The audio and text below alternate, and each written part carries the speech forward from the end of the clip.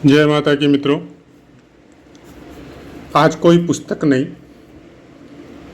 कोई पुस्तकों के अनुसार कोई चर्चा नहीं, ज्योतिष की कोई बात नहीं। अगर बात के बीच में कोई ऐसा कोई दृष्टांत आ जाए तो अलग बात है।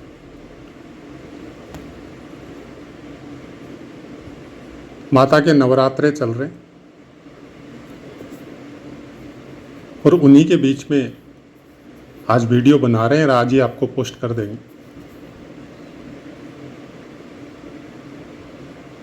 फिजिकल वीकनेस कुछ आती है शरीर में जब आप अपने नियमों के अनुसार कोई चीज का पालन करते हैं।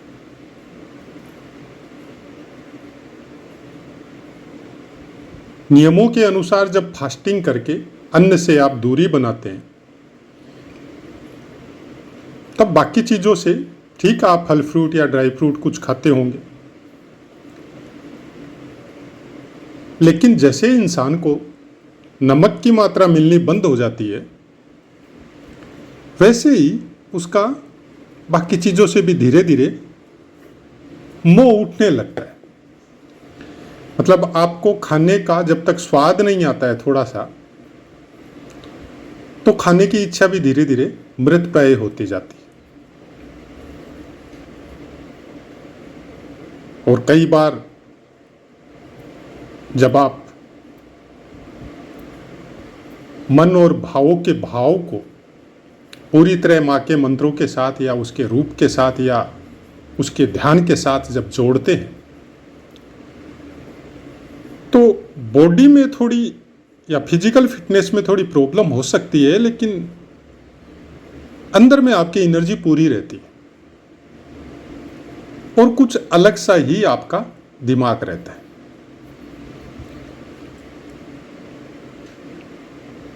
बोला जाता है शास्त्रों में या फिर आजकल का जो सबसे बड़ा शास्त्र है रील शास्त्र, यूट्यूब शास्त्र, उसके द्वारा आपको बताया जाता है इस मंत्र का जाप इस नवरात्रा में ऐसे कर लो तो आपकी ये दुविधा दूर हो जाएगी। मंत्रों में मत जाइए, क्योंकि वो फायदे की जगह आपको नुकसान भी दे सकती है। इसके विषय में एक या दो पाठ हमने पहले दिया था मंत्रों के विषय में, साधना के विषय में। उससे दूरी बना के रखिए जब तक आपके पास कोई योग्य गुरु ना हो और पूरी तरह आपको कर्म कांड का ज्ञान ना हो, क्योंकि मंत्रों की शक्ति को संभालना वर्तमान समय में इस कलयुग के मनुष्य के अंदर उसको संभाल के रखने की शक्ति बहुत मुश्किल है। वो एक एनर्जी है और शब्दों का उच्चारण में थोड़ा सा भी रीम की जगह रिंग हो गया तो फिर वो उल्टा असर आपको चालू हो जाता है। और ये केवल ऐसे ही नहीं बता रहे हम, कुछ ऐसे बातें देखने को मिली है उसकी वजह से बता रहे हैं। तो फिर क्या करें? भाव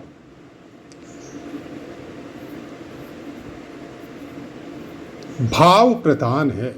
आप अगर माता की आरती भी कर रहे हैं और उसमें आपके भाव बड़े प्रगाढ़ है और आप उस समय ये महसूस कर रहे हैं जैसे आपकी कोई फिजिकल जिसके द्वारा आपको बॉडी मिली है उस माँ को जैसे प्यार करते हैं, जैसा उसका आदर सम्मान अपने मन में रखते हैं, उससे भी ज़्यादा अगर उस जगत माता के प्रति आपके भाव है तो वो साधना सबसे बड़ी गजब है। क्योंकि उस साधना में क्या होता है? मत्संपात की नास्ति पापाग्नित्वत् समान ही एवं ज्ञात्वा महादेवी यथा योग्यम तथा करो। जो उचित हो वो करो, ये प्रार्थना हो जाती है। फिर हम लोग साधारण इंसान है जिनको किसी भी चीज का कोई ज्ञान नहीं है, कोई नियम वगैरह को इतना फॉलो नहीं करते हैं और बहुत सी भौतिक इच्छाएं हम लोगों के शरीर के अंदर, दिमाग और मन के अंदर रहती है। लेकिन वो माँ है, वो जानती है कि हम लोगों को कौन सी वस्तु देने से या कौन सी चीज या कौन सा आशीर्वाद देने से हम लोगों का कल्याण हो सकता है। तो हम लोगों की प्रार्थना ये होनी चाहिए कि जो उचित हो, जो सही हो, जो हमारे और हमारे कुल के लिए अच्छा हो, वैसा आशीर्वाद दीजिए माता। ये हमारे अपने भाव है। हम अपने चैनल में कभी भी ये नहीं बोलते हैं कि हम संपूर्ण हैं, नहीं। हम उस संपूर्ण का 0.00.001 भी नहीं है। इस संसार में ज्ञानी संत महात्माओं की कमी नहीं है। कुछ YouTube पे मिल जाएंगे और कुछ गृहस्थियों के अंदर भी मिल जाएंगे जिनके बारे में उनके परिवार को ही पता नहीं है। और कुछ समय गुजरता है और जब उनका जाने का समय होता है या वो चले जाते हैं, उसके बाद में परिवार वालों को पता चलता है, गांव समाज और दूर दूर से जो इंसान आते हैं उनके बताने की वजह से। ऐसे बहुत से दृष्टांत या कथा आज हम लोग सुनते हैं, तब पता चलता है। लेकिन जब वो जिंदा थे, जब फिजिकल बॉडी उनका शरीर इस धरा पे था, हम लोगों के सामने था, तब पता नहीं था। ऐसी बहुत सी बातें ये 20-30 साल के पीरियड में भी हम लोगों ने देखी होगी। बहुत से ऐसे संत जिनके जाने के बाद में लोगों को पता चला है कि इतने बड़े संत महात्मा थे, हम लोगों के बगल में थे, लेकिन फिर भी हम लोग केयर नहीं, पता नहीं, जानते नहीं। ये मन है ना, ये मन आपको कुछ इस तरह से भटकाता है कि जब आप सही रास्ता पकड़ते हैं तो सबसे पहले भटकाव का माध्यम मन बनाता आपको, क्योंकि उसको पता है कि अगर इसने सही रास्ता पकड़ लिया तो हमारी मृत्यु हो जाएगी, हमको कोई पूछेगा नहीं फिर। इसलिए सब साधे, सब चीज को साधने के बाद भी आदमी भटकता है, लेकिन अगर मन को साध ले तो सब चीज सध जाता है। बड़ी चर्चा होती है, बड़े बड़े पॉडकास्ट भी आते हैं, बड़े बड़े शब्दों के द्वारा या इस तरह के माहौल के द्वारा रील में हो, यूट्यूब में हो, ध्यान साधना या तंत्र मंत्र की चर्चाएं होती हैं।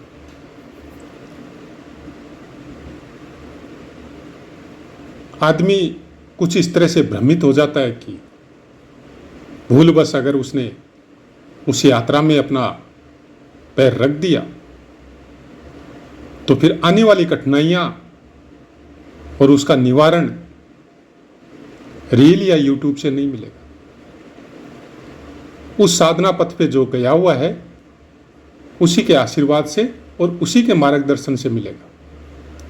इसलिए अपने आप को भटकाव में मत डालिए। आपके जो कर्म है, जो इस पृथ्वी पे आने के बाद में परिवार, कुटुंब, उनके द्वारा जो डिसाइड हुआ है कि आपका कर्तव्य क्या है, सबसे पहला कर्तव्य आपका अपने परिवार और अपने कुटुंब के प्रति है, उसको संपूर्ण कीजिए और उसमें अपने आप को कंट्रोल कीजिए।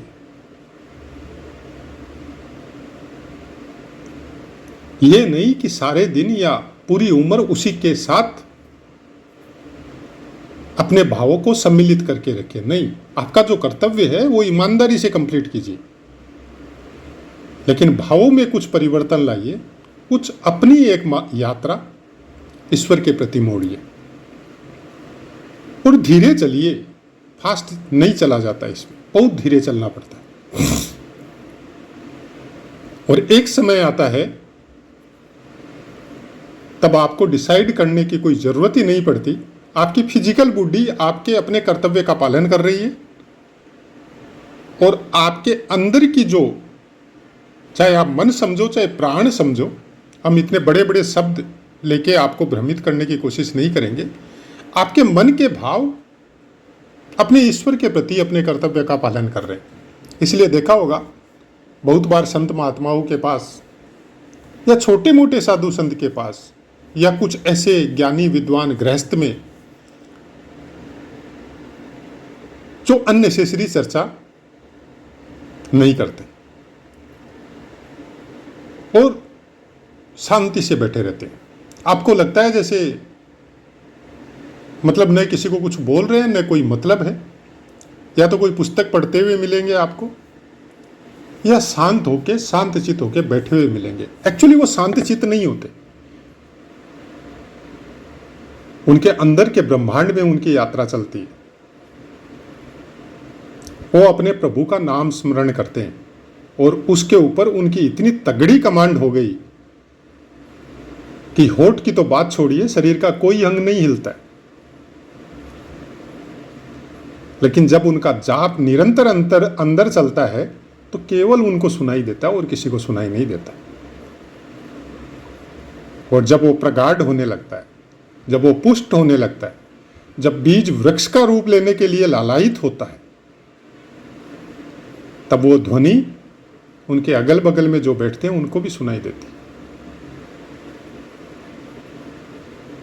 और जब उनको सुनाई देने लग जाए, पास में बैठने वालों को पहले तो अच्छा महसूस होता है कि आप कहीं से थक के आए, मन में बहुत सी उलझने हैं, बहुत सी टेंशन है दिमाग में, चारों तरफ से दुखों से सरोबार है, अपने और अपने परिवार की वजह से, खुद के कर्म और परिवार के दुष्कर्मों की वजह से।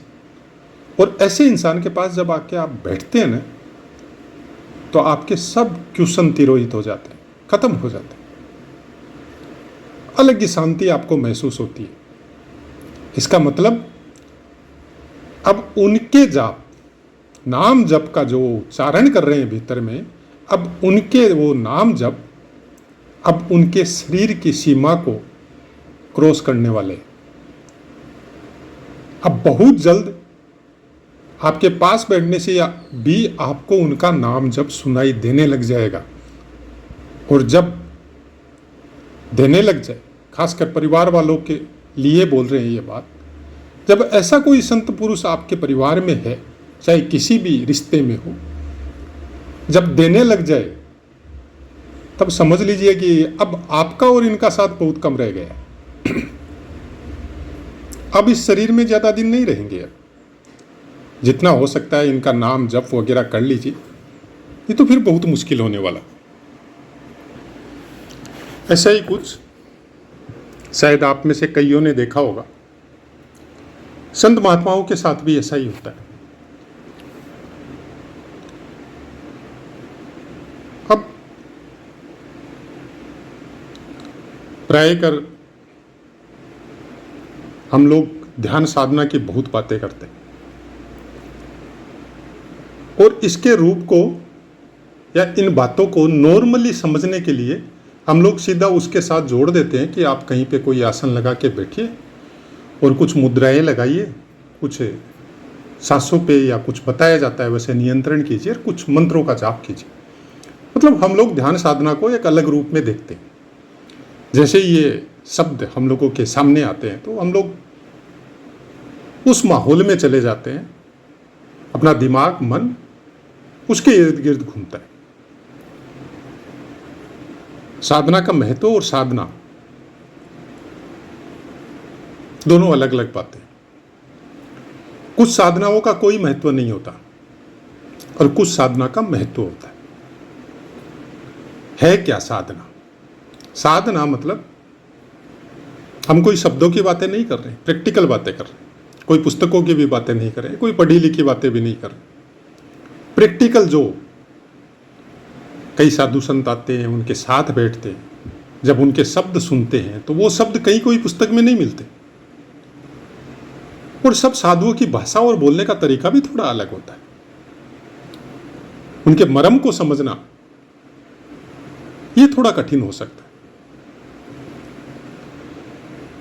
आप किसी चीज की तैयारी कर रहे हैं,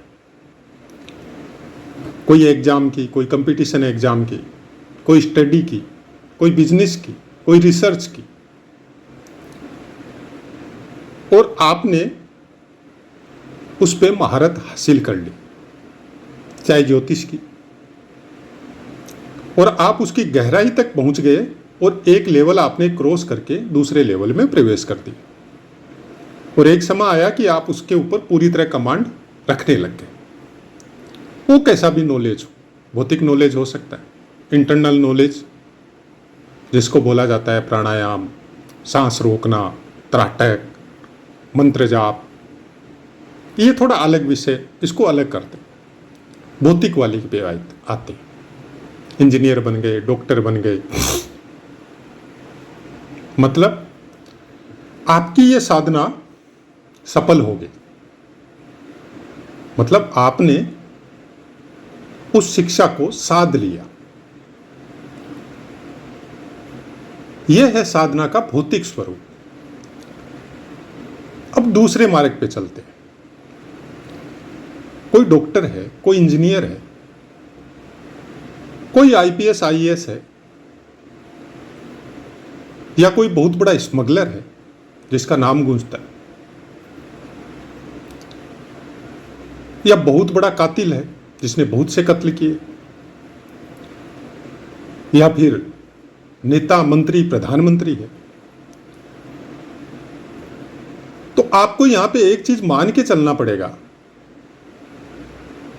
कि प्रारब्ध के द्वारा, अपने कई जन्मों के कर्मों के द्वारा, इन सब पदों पे रहते हुए इंसानों को इस सुपर कंप्यूटर ने, ईश्वर ने कुछ ज्यादा शक्तियां प्रदान की है। उनके अंदर भौतिक जगत में, उसके शरीर के अंदर, उसके मन या आत्मा के अंदर हम आम लोगों से कुछ ज्यादा शक्तियां हैं। उनको इतना सेंस रहता है कि कहां पे क्या बोलना है और कितना बोलना है। उनको ये सेंस रहता है कि किसके साथ मीटिंग में कितना समय देना है उसको, और कब तक देना है। 2 मीटिंग, 4 मीटिंग, 5 मीटिंग, कब तक देना है। इसीलिए उनकी वैल्यू है। अब वो इंसान अगर दूसरे मार्ग पे आ जाए, तांत्रिक साधना, योग अभ्यास की तरफ, तंत्र मंत्र की साधना, ज्योतिष की साधना, वेद पुराणों की साधना, तो वो इंसान उसमें भी नाम करता है। क्योंकि जो वर्क करने के लिए, जिस चीज को साधने के लिए जो शक्ति या जो पावर ग्रहों का मिलता है, वो दोनों को सेम ही मिला हुआ है। ये मत सोचिए कि उसके सूर्य कोई दूसरे प्लैनेट से आके बैठे हुए हैं, और जो भक्ति में जो कुछ नाम कर चुका, जिसने साध लिया उस चीज को, उसका सूर्य कोई अलग प्लैनेट का है नहीं। और कई बार तो जब आप कुंडलियों का मैच करते हैं तो आपको इतना अच्छी तरह से पता चल जाता है कि बहुत से ग्रह आपको बहुत अच्छी तरह से टेली होते हुए मिलते हैं, क्योंकि उनके संस्कार, उनकी पारिवारिक पृष्ठभूमि, उनका कुटुंब उनको इस रास्ते में भेजा, इसलिए वो भौतिक जगत में सफल हुए। लेकिन जो आध्यात्मिक जगत में सफल हुए, उनका परिवार, उनका कुटुंब, या उनके इष्ट मित्र, या फिर उस भगवती परा अम्बा की कोई शक्ति या कोई आशीर्वाद जो आपके पितरों के साथ भी जुड़ी हुई है, वो उस पर्टिकुलर क्षेत्र में निवास करती है, उसका आशीर्वाद जुड़ा, वो आध्यात्मिक मार्ग में आ गया और उसने वहां भी तरक्की की। और बहुत सौ को हम लोग देखते हैं कि भौतिक जगत में बहुत सफल हुए, करोड़ों की नौकरियां छोड़ छोड़ के और साधु बन गए। क्यों? क्योंकि वो समय, वो चीज उनके साथ प्रारब्ध से जुड़ी हुई है। अपने पारिवारिक पृष्ठभूमि या अपने फ्रेंड सर्कल या अपने संस्कार या कुटुंब के जो नियम है उसके अनुसार उनको भौतिक जगत में जाना था, वो वहां सफल हुए। और सफल होने के बाद में, क्योंकि वो शक्ति उनके साथ जुड़ी हुई रहती है, उनको पता चला कि ये केवल भौतिक जगत के सुख है जो इस शरीर के साथ रहेंगे, बाद में चले जाएंगे। तो उन्होंने फिर वापस अपना मार्ग, आध्यात्मिक मार्ग चुना। आप मानो या नहीं मानो, आपको समझ में आए या नहीं समझ में आए, लेकिन कुछ तो है जिसके बारे में हम लोग चर्चा करते करते कई बार शांत हो जाते हैं। कुछ तो है कि आप जब मंदिरों में जाते हैं या किसी मूर्ति के सामने बैठते हैं तो 15 मिनट पहले आपके जो भाव थे, जो आपके मन में विचार थे, उससे जस्ट अपोजिट हो जाते हैं। कुछ तो है।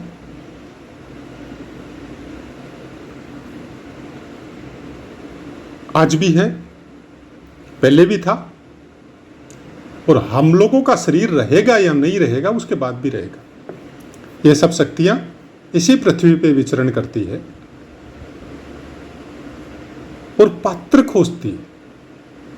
आपको यकीन आएगा, कोई समय था कि शिष्य जो है वो राजाओं के पुत्र भी जंगलों में जाके, गुरुकुल में जाके, गुरुओं के सानिध्य में जाके शिक्षा ग्रहण करते थे, मतलब गुरु खोजते थे। और आज वर्तमान समय अच्छा है, ऐसा है कि एक योग्य गुरु शिष्य खोज रहा है। उनको शिष्य प्राप्त नहीं हो रहे क्योंकि हम लोग भौतिक जगत की पीड़ापूर्ण सुखों में कुछ इस तरह से व्यतीत हो गए या व्यथित हो गए या उसके साथ जुड़ गए कि हम लोग उस चीज को भूल चुके हैं। और जो सिद्ध साधु संत महात्मा है वो भी कहीं अलग, चाहे वो भौतिक शरीर में है या नहीं है, अपनी साधना कर रहे हैं और पूरी सृष्टि पे अपनी दृष्टि दे रहे हैं। कहीं से कोई अगर ऐसा कोई आत्मा या कोई भौतिक शरीर उसको मिले जिसको वो ज्ञान दे सके, इस संसार का, इस भौतिक जगत का कुछ भला कर सके, वो उसको प्राप्त नहीं हो रहा है। यह है कलयुग का प्रभाव। और कलयुग में बढ़ाने के लिए सबसे बड़ा जो साधन है राहुदेव का, संचार माध्यम, भ्रांतियों की दुनिया, आपके स्पेस को, माथे सर के स्पेस को कुछ इस तरह से वो आपके साथ यात्राएं करवाती है कि आप एक अलग दुनिया में अपने आप को फीलिंग महसूस करते हैं। लेकिन जैसे ही वो कॉन्सेप्ट या वो चैप्टर या वो क्लास खत्म होती है और वापस उस सेंटर से निकल के जैसे ही रोड पे, रास्ते पे आते हैं, तब समझ में आता है कि वो अलग डायमेंशन की जो यात्रा थी वो केवल 1-2 घंटे की थी। अब हकीकत ये है, अब वापस हमको काम पे जाना है, वापस अपने और अपने परिवार के पेट भरने के लिए पैसों का बंदोबस्त करना है। ऐसा ही कुछ हम लोगों के जीवन में चलते रहता है और फिर हम लोग व्यथित हो जाते हैं। उसका सेंटर था,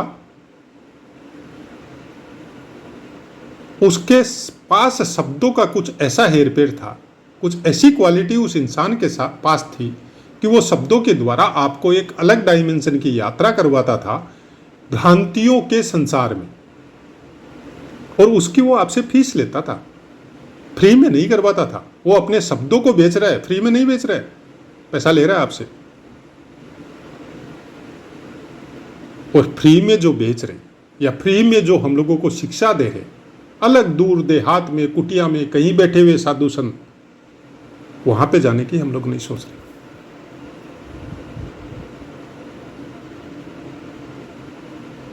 साधना काल, माता के नवरात्रे,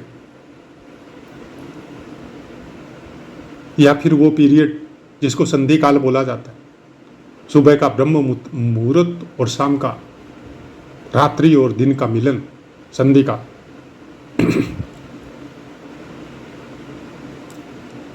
इतनी बड़ी इसकी महानता होने के बावजूद भी शाम के समय में हम लोग इंटरटेनमेंट करते रहते और सुबह के समय में हम लोग निष्फिक्र होकर सोते रहते। मतलब जो अच्छी चीज़ें, जो अच्छी ऊर्जाएं हम लोगों को मिलनी चाहिए थी, वो हम लोग खोते जा रहे हैं। 50 साल पहले का भी अगर इतिहास उठा के देखते हैं तो आपके और हमारे बुजुर्ग सूर्य उदय के 2 घंटे पहले उठ जाते थे, और घर की साफ सफाई नहीं, बाहर में रास्ते तक की साफ सफाई होती थी। शायद मेरी उम्र वाले हैं तो हो सकता है वो खुद भी किए हुए हो, कि माता आप रहने दो, आप घर को साफ कर लो, गली को हम ठीक कर देते। ऐसा कुछ माहौल था इस देश में। आज का माहौल आपके सामने, कुछ कर नहीं सकते आप।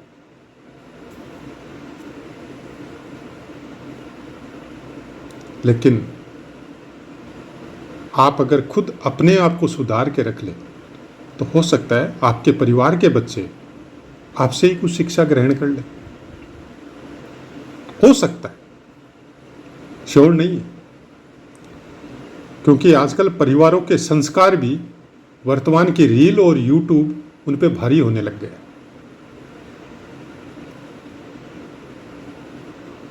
हम अपना एक एक्सपीरियंस आपके साथ शेयर करते हैं। एक बाबा जी है, आज भी है धरती पे, हम लोगों के आसाम में, गुवाहाटी में। नाथ संप्रदाय से है और साल में 2-3 बार गुवाहाटी आते हैं। उनकी यात्रा कामाख्या पहाड़ तक रहती है और कामाख्या पहाड़ की वो परिक्रमा करते हैं। परिक्रमा कैसे कि यहाँ पे 3-4 स्थान हैं। कामाख्या पहाड़ है, शुक्लेश्वर है, उमानंदो बोल के स्थान है, शिव और पार्वती का, और एक वशिष्ठ जी का आश्रम है। वो पूरी परिक्रमा वो पैदल करते हैं। और सर्दी के समय में वो जाते हैं आपके अरुणाचल प्रदेश, जो परशुराम कुंड है वहाँ पे। हर साल का नियम है उनका। और फिर वहाँ से वो गंगा सागर निकल जाते हैं या गंगा सागर होते हुए आते हैं। फिर वो यूपी में कुछ तीर्थों का भ्रमण करते हैं, काशी, ये आपके बनारस वगैरह निकलते हैं, और फिर वो वृंदावन होते हुए वापस कश्मीर अपनी पोस्ट, मतलब अपने गुरु के स्थान पे जाते हैं। और बीच बीच में सब जगहों का वो भ्रमण करते हुए रहते हैं। बराबर आते हैं हर साल,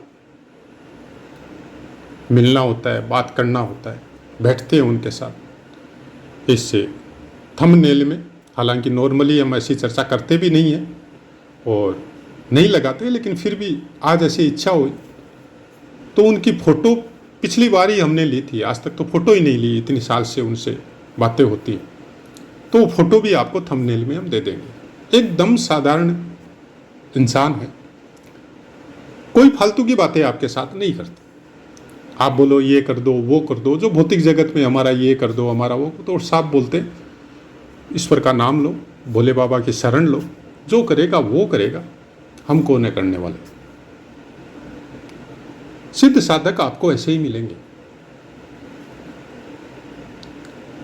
उनसे चर्चा हो रही थी तो वो बोले बेटा, हमने ऐसे ही पूछ लिया था कि बाबा जी आप यहां से कहाँ जाते हैं, तो वो पूरी यात्रा अपनी, कम बोलते हैं लेकिन उस दिन हमारा बॉस भी, पहले हमारा इंट्रोड्यूस भी बॉस के यहाँ आते थे, तो उसकी वजह से ही हुआ। तो उनकी यात्रा का जब वो वृतांत हमको सुना रहे थे तो हमको बड़ा आश्चर्य हुआ। वो क्यों, किस लिए इतनी लंबी चौड़ी यात्रा अब कर किस लिए रहे। तो बोले बेटा ऐसा है कि हमको कर्तव्य मिला है, गुरु का आदेश मिला 40-50 साल पहले कि सब स्थानों पे घूमो, सबकी परिक्रमा लगाओ, शिव के मंत्र का उच्चारण करो और एनी टाइम करो। और जितना हो सकता है, जो भी धन तुमको प्राप्त हो अपने भक्तों से या सनातनियों से, उस धन को जहां भी शिव मंदिर खंडित है उसका जीर्णोद्धार करो।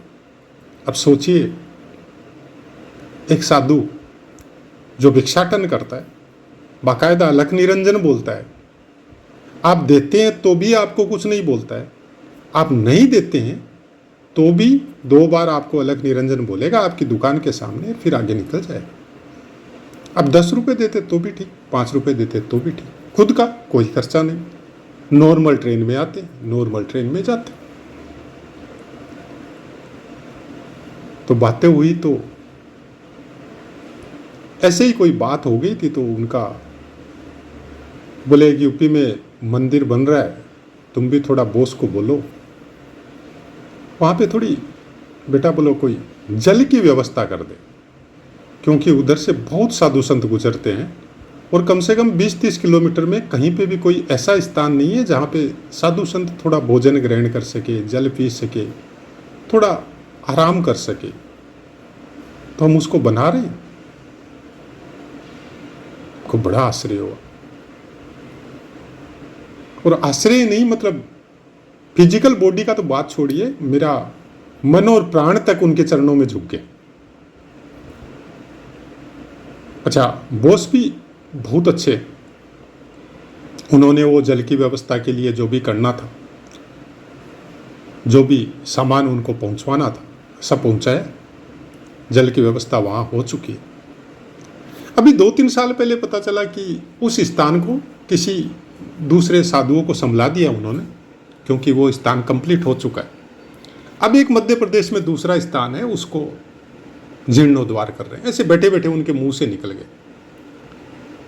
अब आप सोचिए, उनको कुछ नहीं चाहिए किसी से, जो कुछ मिलता है उन मंदिरों का जीर्णोद्वार करवा रहे हैं जिन स्थानों पे या खंडित हो चुके हैं या इंसानों ने जाना बंद कर दिया। क्या ये साधु संतों की ड्यूटी है? ये हम लोग सनातनियों की ड्यूटी है। जिस स्थान के आसपास जितने सनातनी रहते, बड़े बड़े मठ मेले लगाते हैं, बड़े बड़े भंडारे लगाते हैं, क्या उन लोगों की ये ड्यूटी नहीं है कि अपने अगल बगल के जो खंडित मंदिर है उनका जीर्णोद्वार करवाए? किसी अच्छे कर्मकांडी विद्वान या किसी साधु महात्मा को वहां पे आश्रय दे कि उसको संभाल सके। क्या बोले, कुछ समझ में नहीं आता।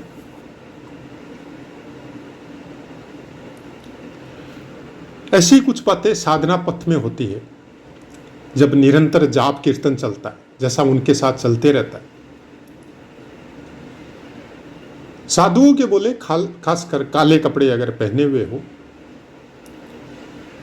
तो उनके चरण नहीं छूने चाहिए, और वैसे भी साधुओं के चरण छूने नहीं चाहिए, क्योंकि हम लोग भौतिक शरीर लेके नाना धरण के मतलब कुकर्म करते हुए मन के भावों को हम लोग ठीक नहीं करने की वजह से उन सत्कर्मी पुरुषों के चरणों को छूना नहीं चाहिए।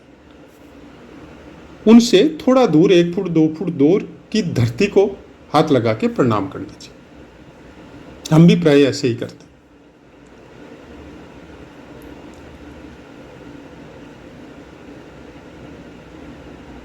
और प्रायकर साधु आपके सर पे हाथ नहीं रखते, वो दूर से ऐसे हाथ कर देते, नहीं रखते। अब वो किसी जन्म के कोई प्रारब्ध है, कोई रिश्ता है, या कोई आत्माओं का बंधन है, या माँ भगवती की कृपा है, जो भी मिले, हमेशा सर पे आशीर्वाद मिला। हालांकि हमने बहुत कम चांस में चरण को छूने की कोशिश की है, नहीं तो नहीं छुआ है, क्योंकि हमको पता है इनका चरण नहीं छूना चाहिए। लेकिन इनडायरेक्टली जब उन्होंने इजाजत दी तब एक अलग बात है। और हर जगह यही सुनने को मिला कि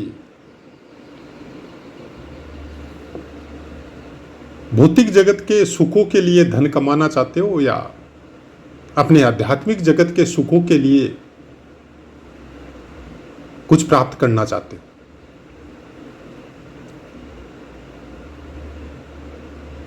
अब ये क्वेश्चन बड़ा आसान और सरल है, और उसकी पीड़ा फिर इस शरीर में रहते हुए आपको जीवन भर भोगनी भी पड़ती है। बहुत सी ऐसी बातें थी जिनका उल्लेख हम यहाँ नहीं कर सकते। उनके पहले भी ऐसे ही कुछ संत महात्मा, क्योंकि हमारी कर्म भूमि आसाम रही है, जहाँ पे हम पैदा हुए वहाँ पे तो बचपन में ही, मतलब 16-17 साल की उम्र में ही पिताजी के देहांत होने के बाद में हमको सर्विस की लाइन में आना पड़ा। इसी कर्म भूमि पे ऐसे ऐसे कुछ महात्माओं के दर्शन हुए और ऐसी ऐसी कुछ बातें सुनने को मिली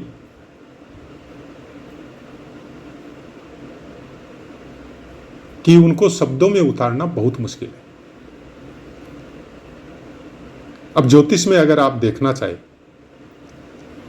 कि आपको अच्छे महापुरुषों के, संतों के आशीर्वाद या उनकी शिक्षा कैसे मिल सकती है, तो नॉर्मली हम लोग गुरु को देखते हैं। लेकिन हमारा तो वृष लगन है, हमारा तो गुरु योग कारक ही नहीं है, तो फिर क्यों? हमारा शनि योग कारक है। वृष लगन वालों के लिए शनि आध्यात्मिक जगत के सब रास्ते खोलता है, अगर वैसा प्लेसमेंट आपकी कुंडली में हो तो।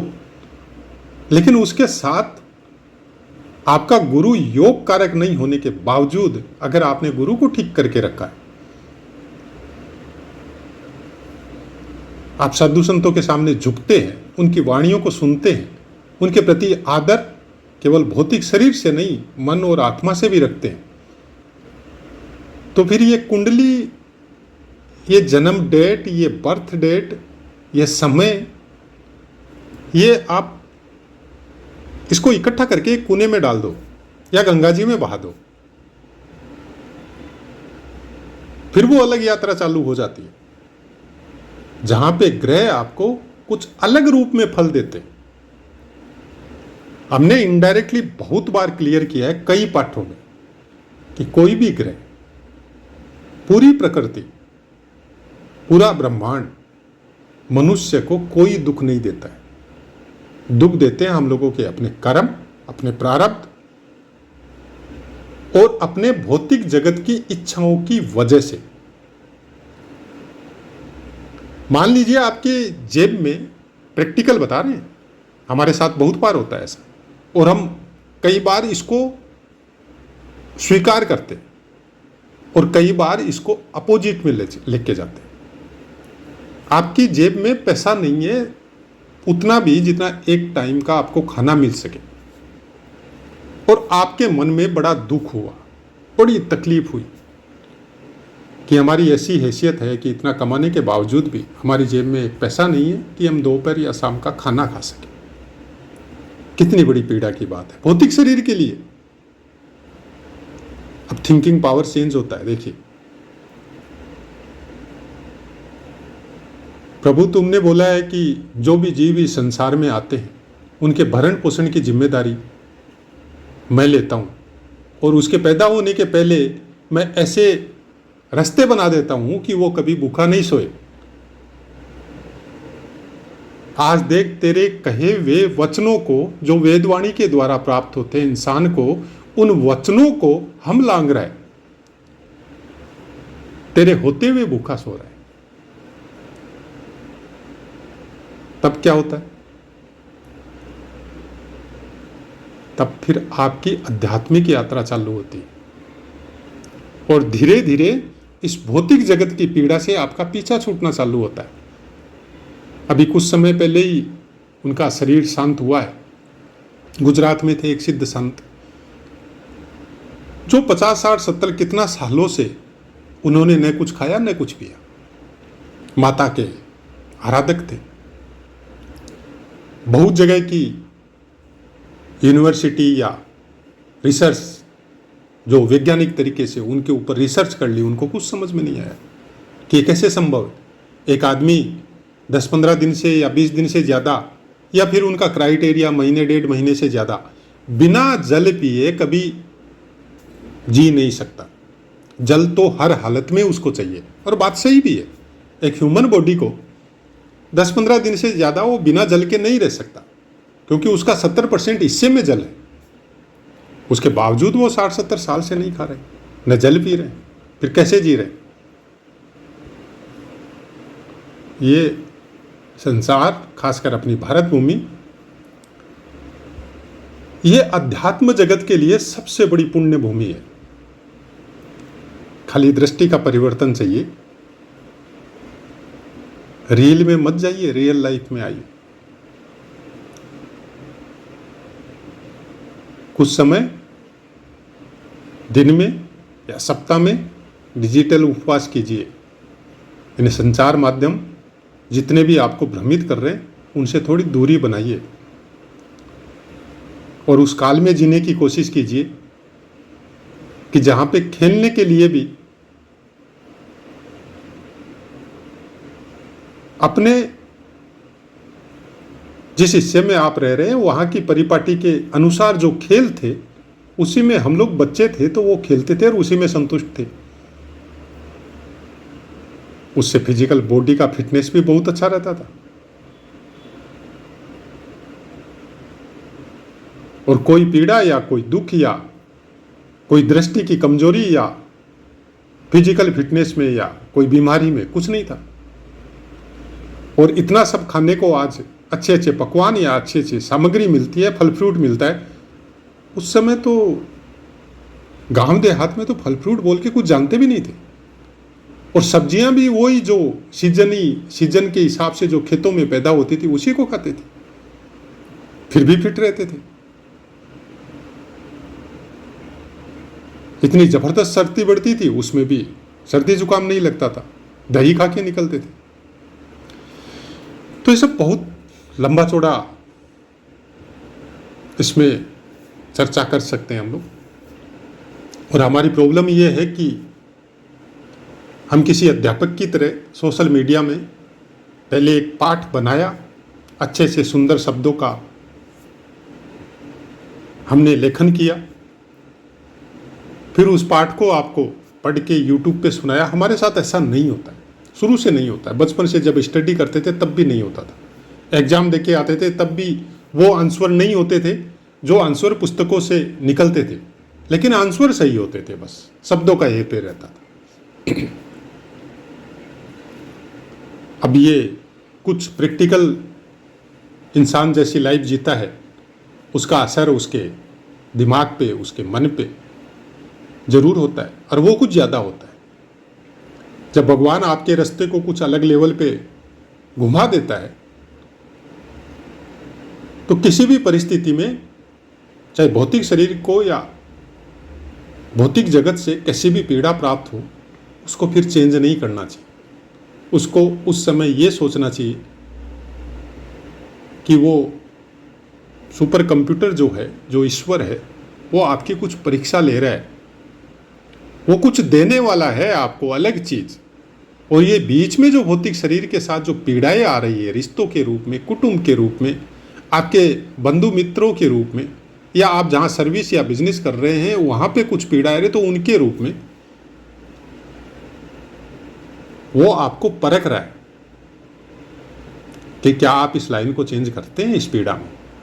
अगर आप नहीं करते तो फिर वो देना चाहता है ना, उसको वो श्योर हो जाता है नहीं ये सुपात्र है, फिर वो आपको देख के जाता है, लेकिन तुरंत उसका पता आपको नहीं चलता है, वो चला गया देखे। अब धीरे धीरे आपकी यात्रा उसकी तरफ थोड़े अच्छे से भावों में परिवर्तन होकर जैसे जैसे आगे बढ़ती है वैसे वैसे उस चीज का आपको धीरे धीरे पता चलता है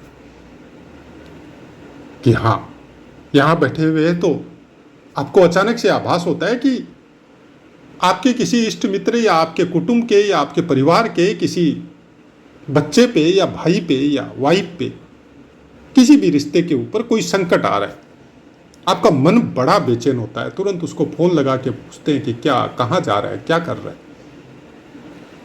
बोला ऐसा ऐसा है, हम उस काम के लिए जा रहा है। तो आप तुरंत मना कर दे रहे हो। 5 दिन तक तुम केवल माता रानी का जगराता करो, उसका नाम कीर्तन करो या उसके प्रति मन के भाव शुद्ध करो और घर में रहो, बाहर मत निकलो। लेकिन कई बार आपकी बातें आपके इष्ट मित्र या परिवार वाले भी नहीं मानते। कब मानते? जब वो बाहर निकलता है, उसके साथ कुछ अनहोनी होती है, वो तकलीफ में आता है, तब फिर सब मानते हैं। तब फिर आपका जीना दूभर हो जाता है, क्योंकि वो फिर छोटी छोटी बातों के लिए आपको फ़ोन करके परेशान करेंगे। ये भौतिक जगत ऐसे ही है। इसलिए साधु संत सब कुछ देख के भी चुप रहते हैं, आपको बताते नहीं हैं। वो केवल एक ही बोलते हैं कि नाम जप करो। अब किसी भी साधु संत अच्छे, जो अच्छी एरो के साथ बैठे हुए हैं, जिनकी वाणी का असर होता है, आप उनसे, उनके मुख से सुनिए। वो कभी नहीं बोलते आप इस मंत्र का जाप करो, वो कभी नहीं बोलते आप ये करो वो करो, कुछ नहीं बोलते। वो केवल इतना बोलते हैं नाम जप करो, और किसी भी अवस्था में करो।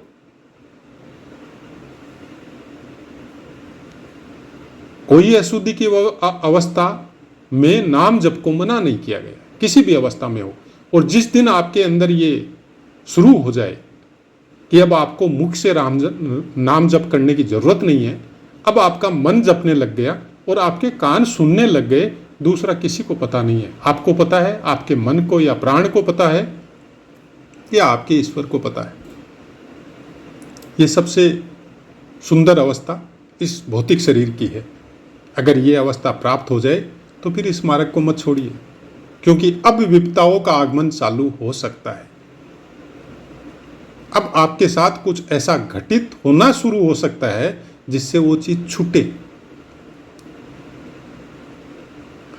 तो ऐसा है मित्रों, थोड़ा लंबा समय ले लिया आपसे, वो अपनी वाणी को विराम देते हैं, आपसे आज्ञा लेते। जय माता।